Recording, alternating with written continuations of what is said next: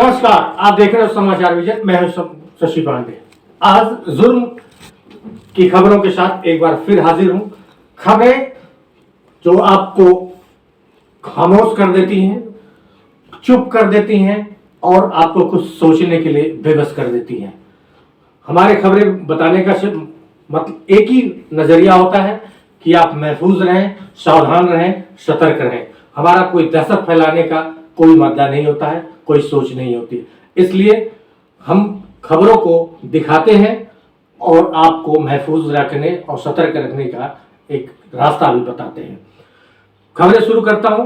UP में जिस तरीके से बदमाशों को लेकर के पुलिस चौकन्ना थी, उसको लेकर के यूपी के कन्नौज में आज पीलीभीत में पुलिस पर फायरिंग हो गई और दबिश देने गई थी सिपाही के पेट में मार दी गोली।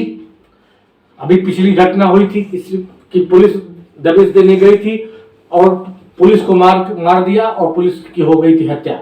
उसी तरीके से दोबारा ये घटना हुई है उत्तर प्रदेश में कि एक विवाहिता को बहला फुसला कर ले जाने के मामले में बृहस्पतिवार को आरोपी के ठिकाने पर दबिश देने गई पुलिस टीम पर कथित तौर पर हमला कर दिया गया।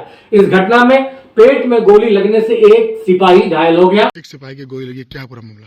देखिए, ये थाना कोतवाली पीलीभीत का एक मामला है जिसमें कि एक महिला के अपहरण का मुकदमा दर्ज था, जिसमें आज टीम पूरनपुर थाने के रामपुरा गांव में उसी केस के सिलसिले में आई थी, जहां पर ये जो एक फार्म हाउस टाइप का बना हुआ है, इसमें उनको सूचना थी कि यहीं पर वो लड़का जो है लड़की को यहीं पर रखा हुआ है। उसमें जब पुलिस द्वारा दरवाज़ा खोलने की बात की गई तो दरवाज़ा उन्होंने बंद कर दिया गया। इसमें हमारे सिपाही द्वारा उसको बार बार बोला गया खोलने के लिए और उसके द्वारा नहीं खोला गया जो अंदर एक्यूज था। तो सिपाही ने जो है चढ़कर उसको खोलने की कोशिश करी। उसी में उसके द्वारा एक्यूज द्वारा अंदर से उस फायर झोंक दिया गया, जो कि सिपाही के लगा है। तुरंत ही सिपाही को उपचार के लिए भेजा गया, जो अभी अस्पताल में है। कंडीशन स्टेबल है और उपचार चल रहा है। बाकी जो एक्यूज है और जब पूरनपुर पुलिस हमारी यहाँ पहुंची तो एक्यूज जो है उसने भागने की कोशिश करी और पुलिस पार्टी ने उसको जो है पकड़ा, उसमें मुठभेड़ में पकड़ा है और आगे की अभी इसमें कार्रवाई हमारे द्वारा प्रचलित है। जिले में एक विवाहिता को बहला फुसला कर ले जाने के मामले में बृहस्पतिवार को आरोपी के ठिकाने पर दबिश देने गई पुलिस टीम पर कथित तौर पर हमला किया गया। इस घटना में पेट में गोली लगने से एक सिपाही घायल हो गया। सदर कोतवाली के पुलिस निरीक्षक नरेश त्यागी ने बताया कि पिछले साल 7 दिसंबर को एक व्यक्ति ने सदर कोतवाली में शिकायत दर्ज कराई थी, जिससे उसमें अभिषेक सक्सेना नामक व्यक्ति पर अपनी पत्नी का बहला फुसला कर ले जाने का सीधा आरोप लगाया था। उन्होंने बताया था कि आज पुलिस को सूचना मिली थी कि सक्सेना विवाहिता को लेकर के पूरनपुर कोतवाली क्षेत्र में ग्राम रामपुरा कोन में अपना फार्म हाउस पर रुका हुआ है। इस सूचना पर सदर कोतवाली से दरोगा सुभाष चंद्र, सिपाही शाहरुख, महिला सिपाही राधा देर शाम पूरनपुर पहुंच गए। उन्होंने पूरनपुर से सिपाही अंकित को साथ लिया और फिर रामपुरा कोन गांव स्थित फार्म हाउस पर दबिश दे दी।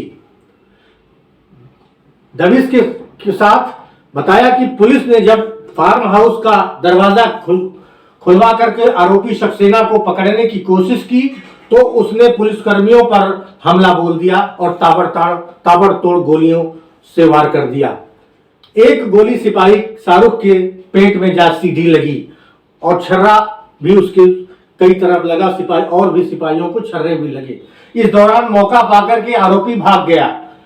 घटना की सूचना मिलने पर बरेली के क्षेत्रीय अपर पुलिस निरीक्षक पीसी मीना ने पुलिस महानिरीक्षक राकेश रात में ही पीलीभीत पहुंचे। उन्होंने पहले निजी अस्पताल पहुंच करके घायल सिपाही के स्वास्थ्य के बारे में जानकारी ली और फिर पूरनपुर गए।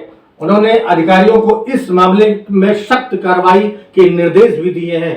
पुलिस ने जब फार्म हाउस का दरवाजा खुलवा करके आरोपी सक्सेना को जब पकड़ने की कोशिश की थी, उसी समय यह हमला किया था और उसमें एक पुलिस के पेट में जाकर के गोली लगी थी इस तरीके की।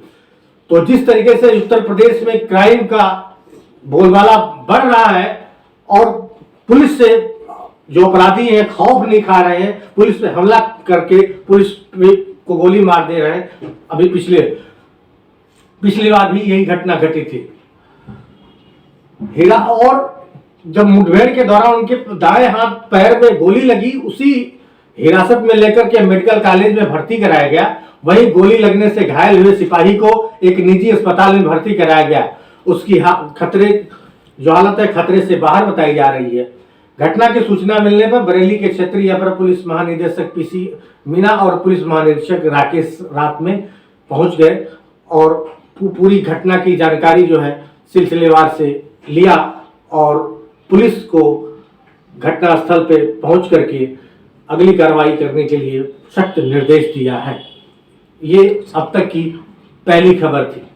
दूसरी खबर कानपुर से आ रही है। कानपुर में रिश्तों का कत्ल कर दिया।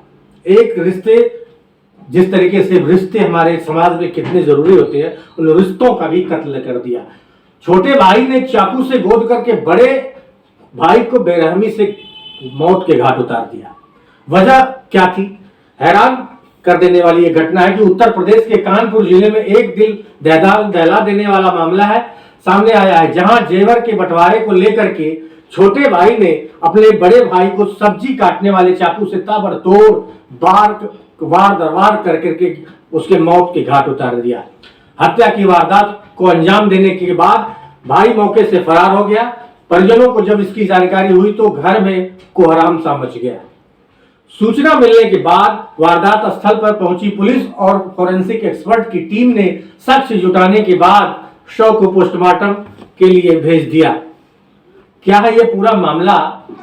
जो सूत्रों से मिली जानकारी के मुताबिक कानपुर के रावतपुर के थाना क्षेत्र मथुरा नगर निवासी मोना देवी का बीमारी के चलते निधन हो गया था, जिसके बाद उसके घर में जेवर के बंटवारे को लेकर के उसके बेटे केतन और चेतन अक्सर विवाद होने लगा।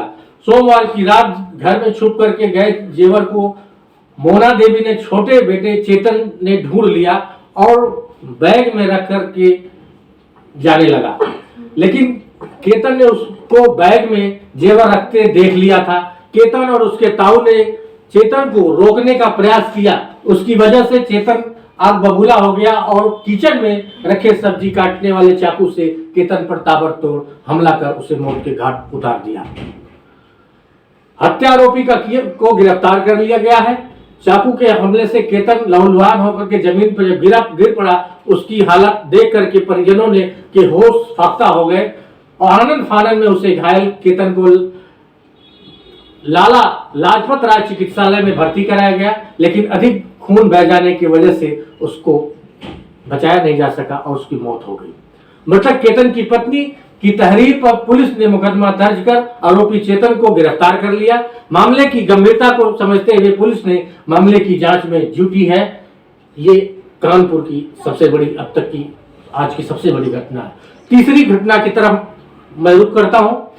जो हम समाज में आपस में एक थप्पड़ मार देते हैं किसी को तो कभी कदा हंसी में चला जाता है, लेकिन कभी कदा के एक थप्पड़ किसी की मौत, किसी की हत्या तक पहुंच जाता है। वैसा ही एक थप्पड़ जो लगा था पूर्वांचल के बड़ा गैंगस्टर, उसको लगा था। एक थप्पड़ ने बना दिया था पूर्वांचल का बड़ा गैंगस्टर।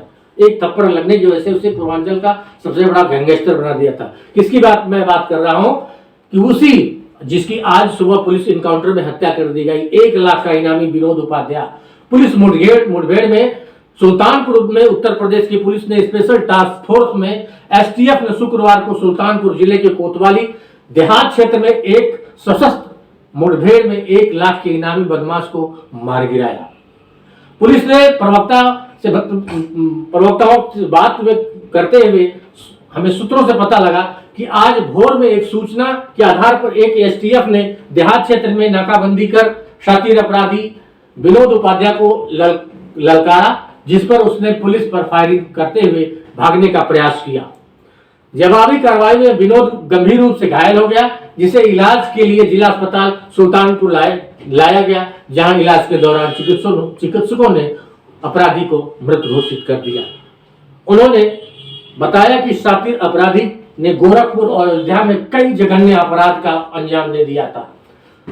एक तरीके से उसे खौफ का मंजर होता था उस विनोद के आने से, कि जिस तरीके से विनोद उपाध्याय अगर क्षेत्र में है तो एक तरीके से पुलिस महकमे से लेकर के अगल आस पास के लोगों में खौफ का माहौल होता था। 5 से ज्यादा केस थे दर्ज अयोध्या में। महाराजगंज क्षेत्र के माया बाजार निवासी विनोद पर विभिन्न जिलों में 35 से अधिक मुकदमे हैं, जिसमें हत्या और हत्या के प्रयास के कई मामलों में उसकी तलाश भी ली गई। गोरखपुर के थाना गुलरिया में धारा 147, 386, 487, 504, 506 के तहत उस पर 1 लाख रुपए का इनाम भी घोषित किया गया था। बीते 7 महीने से गोरखपुर क्राइम ब्रांच और एसटीएफ की टीम ढूंढ रही थी। उपाध्याय के जुल्म की दुनिया में एंट्री साल के 2004 में एक हत्या से हुई थी। महज एक थप्पड़ का बदला लेने के लिए उसने पहली बार हत्या जैसे संगीन अपराध को अंजाम दिया था। तब से जुल्म की दुनिया का सबसे बड़ा गैंगस्टर बन चुका था। वो अयोध्या का रहने वाला था। 2007 में बीएसपी की टिकट पर लड़ा था। चुनाव 2005 में पहली हत्या के बाद महज 2 साल में ही विनोद उपाध्याय अपना राजनीतिक रसूख भी बना लिया था और बीएसपी से चुनाव लड़ने की तैयारी में भी शुरू कर चुकी थी। साल 2007 में बसपा ने विनोद उपाध्याय को गोरखपुर का प्रभारी भी बना दिया था। इसके बाद उसी साल विधानसभा चुनाव में गोरखपुर की सहजनवा सीट से बीएसपी ने विनोद उपाध्याय को उम्मीदवार भी बनाया, लेकिन वो चुनाव ऑफ हो गया था। चुनाव विनोद उपाध्याय जीत नहीं पाए थे, हार गए थे। विनोद उपाध्याय एक गैंगस्टरों की बड़ी लिस्ट है, बड़ी सूची है, जिसको खौफ पुलिस महकमे में होता था। ये जो मेरे पीछे वीडियो आप देख रहे हो, ये आज पुलिस इनकाउंटर का वीडियो है, जो आपके मेरे स्क्रीन पे आपको दिख रहा होगा।